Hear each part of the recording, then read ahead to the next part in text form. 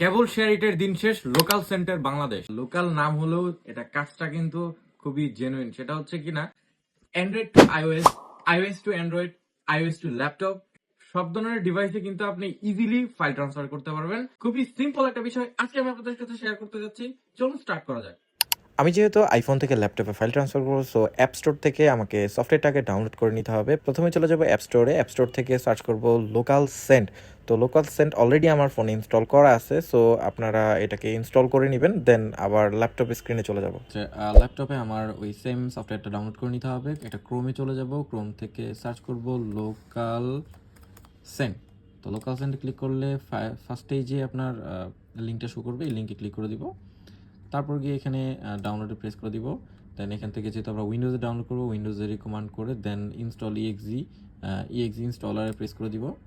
উইন্ডোজের জন্য ফাইলটা ডাউনলোড করে নিব, দেন ইনস্টল। এখানে যে ফাইলটা আছে তা এটাকে ওপেন রেখে তো আমরা আবার আইওএস এর স্ক্রিনে চলে যাব। তো স্ক্রিন থেকে এবার আমি লোকাল সেন্টটা ওপেন করব, একটা ফাইল সিলেক্ট করব, যেহেতু আমি অ্যান্ড্রয়েড আইওএস থেকে ল্যাপটপে শেয়ার করব। তো ফাইল সিলেক্ট করার জন্য একটা মিডিয়াতে চলে যাব।